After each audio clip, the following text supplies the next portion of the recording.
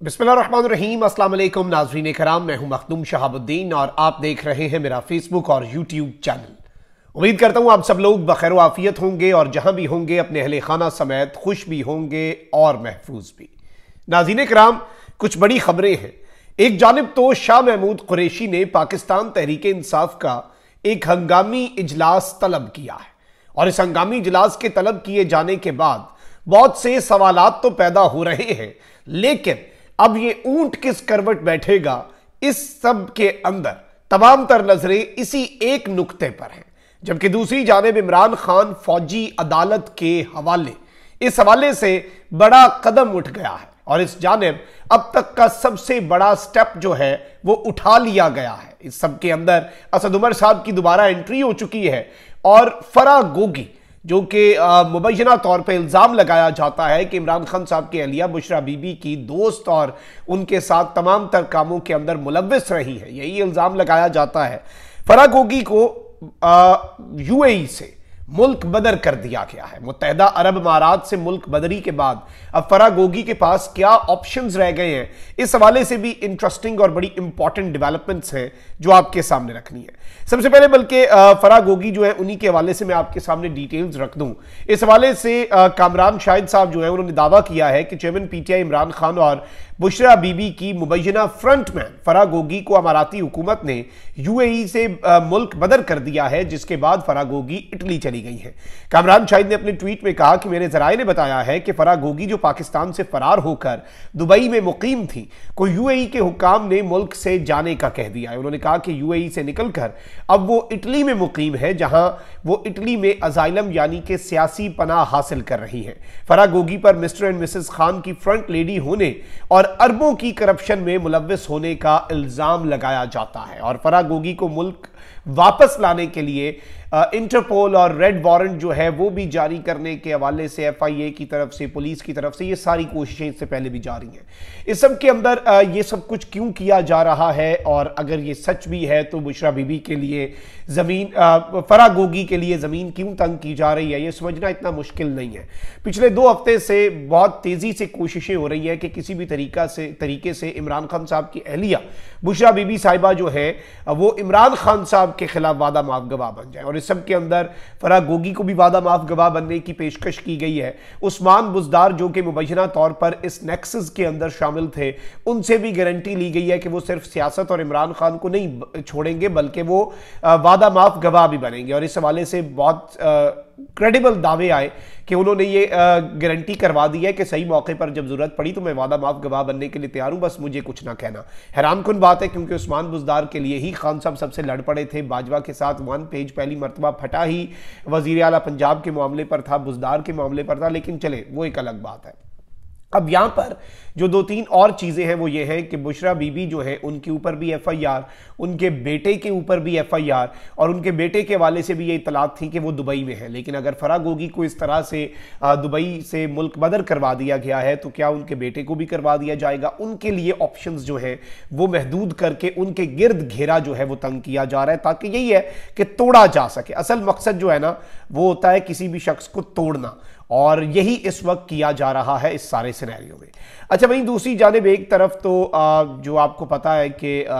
जो कल बजट पेश हुआ और फिर उस बजट के हवाले से पाकिस्तान तहरीक इंसाफ का मौक़िफ़ भी, हमाद अज़हर साहब जो है इन्होंने बजट पर तनकीद करते हुए कहा कि बजट में तमाम अहदाफ मसनूई और पिछले साल की तरह हकीकत पर मबनी नहीं है। और इस सब में मैं आपको ये भी बता दूँ कि हमाद अज़हर साहब जो है उन्होंने कहा कि जी महंगाई कम करने या डूबती मईशत बचाने का कोई भी मंसूबा इस बजट में नहीं है। बजट में $8.5 अरब के नए बैरूनी कर्जों का हदफ है, लेकिन IMF के ना होने से भी ये नामुमकिन होगा। और इसके साथ ही साथ इंटरेस्टिंगली असद उमर साहब जो है उन्होंने दोबारा एंट्री दी है और असद उमर साहब ने इस बजट के ऊपर तंज किया है और पाकिस्तान तहरीक इंसाफ के रहनुमा, और अब वो पार्टी का हिस्सा अकॉर्डिंग टू हिम है, लेकिन वो जनरल सेक्रेटरी या CEC जो होती है सेंट्रल एग्जीक्यूटिव कमेटी उसके रुकन नहीं है, लेकिन ये PTI का हिस्सा है। असद उमर ने हुकूमत की जानिब से पेश करदा आइंदा माली साल के बजट पर तंज करते हुए कहा है कि हुकूमत इस बजट के लिए कह रही थी कि असम्बली तहलील नहीं कर सकते, मतलब इतने अरसे से ये कह रहे थे हमने ये बजट पेश करना है, इस चीज़ के पीछे आप लोग कह रहे थे कि आपसे असम्बलियाँ तहलील नहीं होती, ये करना था आपने। इस्लामाबाद की मकामी अदालत में अबूरी जमानत के लिए पेशी के मौके पर मीडिया से गुफ्तगू में एक सवाल के जवाब में असद उमर ने कहा कि पार्टियों के फैसले अवाम करती है और अवाम जो है वो फैसला करेगी कि कौन सी पार्टी क्या है। बजट के हवाले से सवाल पर असद उमर साहब ने यही बात की कि जी ये किस चीज़ के ऊपर बात कर रहे हैं और ये क्यों बात कर रहे हैं, इसका मकसद क्या है, और इस चीज़ के पीछे इन्होंने लगाया हुआ है। और इन्होंने ट्वीट भी किया कि मुज़ाकरात में ये कहते थे कि बजट पेश करना बहुत ज़रूरी है और इससे पहले असम्बली तहलील नहीं कर सकते, ये जो बजट पेश किया इससे पेश ना ही करते अगर बजट तो बेहतर था। पिछले 1 साल से ज़्यादा हो गया है जो ये फैसला करते हैं, अपनी सियासत का नुकसान करते हैं और 1 साल से ज़ायद अरसे के अंदर इन्होंने हर तरफ ही बस अपना नुकसान किया है। अच्छा भाई, दूसरी जानिब इस वक्त मरकज़ निगाह जो है वो पाकिस्तान की सियासत में शाह महमूद कुरैशी साहब हैं और मैं आपको ये भी बता दूं कि इनकी इमरान खान साहब से रिहाई के बाद अगले दिन मुलाकात हुई। इन्होंने कहा कि मैं मीडिया से गुफ्तगू करूँगा, लेकिन उसके बाद इन्होंने मीडिया से गुफ्तगू नहीं की, इन्होंने अपना इंट्रैक्शन बिल्कुल मिनिमम कर दिया। वहाँ से ये कराची चले गए जहाँ पर इनकी अहलिया जो है बीमार है, उनकी तीमारदारी की। अब शाह महमूद कुरैशी साहब वापस ज़रा एक्टिव हुए हैं और पाकिस्तान तहरीक इंसाफ के वाइस चेयरमैन शाह महमूद कुरैशी ने चेयरमैन पाकिस्तान तहरीक इंसाफ इमरान खान से दोबारा मुलाकात की है। ज़राए के मुताबिक मुलाकात में सियासी सूरत हाल और जेलों में कैद कारकुनों की रिहाई के लिए इक़दाम जो हैं उन पर बड़ा तफसीली तबादला ख्याल किया गया है। और इस सब के अंदर मैं आपको ये बता दूं कि इससे पहले ये दावे भी किए जा रहे थे कि शाह महमूद कुरैशी जो है और उनके एक इंतहाई करीबी दोस्त ने यह दावा किया था कि पार्टी चेयरमैन को कहा था कि पिछली मुलाकात के अंदर कि आप वक्ती तौर पर पीछे हट जाएं, बैरून मुल्क चले जाएं, या अगर बैरून मुल्क नहीं जाना तो यहीं रहें, मगर लब कुशाई बंद कर दें, हमें मामलात तय करने दें, माफ़ी तलाफ़ी हो लेने दें, जब सब कुछ ठीक हो जाएगा तो आप वापस तहरीक इंसाफ को संभाल लेना। ये मुश्किल वक्त है और इस वक्त जज्बात के बजाय दानिशमंदाना फैसलों की ज़रूरत है। इस मुलाकात के दौरान दोनों रहनुमाओं में तलखी हुई और सख्त जुमलों का तबादला हुआ, ये बहुत से सहाफ़ी क्लेम कर रहे थे। ऑल्दो खान साहब ने इस बात को निगेट किया और खान साहब ने इस बात की तरदीद भी की। अब यहाँ पर मैं आपको ये बता दूं कि शाह महमूद कुरैशी साहब ने मीडिया से गुफ्तगू किया और जहांगीर तरीन की पार्टी के पर खच्चे उड़ाए हैं। तहरीक इंसाफ के वाइस चेयरमैन शाह महमूद कुरैशी ने कहा है कि नई पार्टी की लॉन्चिंग ऐसी ही है जैसे इमरजेंसी में डेथ ऑन अराइवल। लाहौर में मीडिया से गुफ्तगू करते हुए शाह महमूद कुरैशी ने कहा कि विफाक ने 12 माह का बजट दिया और पंजाब ने 4 माह के बजट का फैसला किया। अबूरी हुकूमत को बजट पर नजर सानी करना होगी। अवाम को इस बजट में कोई रिलीफ नहीं दिया गया, बजट के नाम पर कौम से मजाक हुआ। और कहा कि साथदार पाकिस्तान की मईशत के हिटमैन हैं, बजट में इलेक्शन के लिए पैसा रखा है, नियतों का हाल अल्लाह जानता है। इस बजट में बार बार तरमीम होती रहेगी, तनख्वाहों में 30 से 35% इजाफा होगा, पैसा कहां से आएगा आपके पास? बजट में 650 अरब का सरप्लस दिखाया गया है, वो कहां से आएगा? इस सब के अंदर शाह महमूद कुरैशी ने कहा कि 12 अगस्त को मौजूदा पार्लियामेंट की मुद्दत पूरी हो रही है, इसलिए इलेक्शन तो होना है। अब अगर आइन से मावरा कोई काम हो तो मैं क्या कह सकता हूं। जहांगीर तरीन जो कि शाह महमूद कुरैशी साहब के बड़े पुराने राइवल हैं और शाह महमूद कुरैशी और जहांगीर तरीन का एक बड़ा पुराना वैर है, इन्होंने इस हवाले से इनकी पार्टी के हवाले से कहा कि नई पार्टी की लॉन्चिंग ऐसे ही है जैसे इमरजेंसी में डेथ ऑन अराइवल हो जाती है, कि बस आ गए हैं इमरजेंसी में बन के, लेकिन अस्पताल लाते लाते जो एक डेथ ऑन अराइवल हो जाती है, बस वही वाला काम हुआ है कि आते साथ ही बस इनकी मौत हो चुकी है और ये पार्टी जो है ये आते साथ ही खत्म हो चुकी है।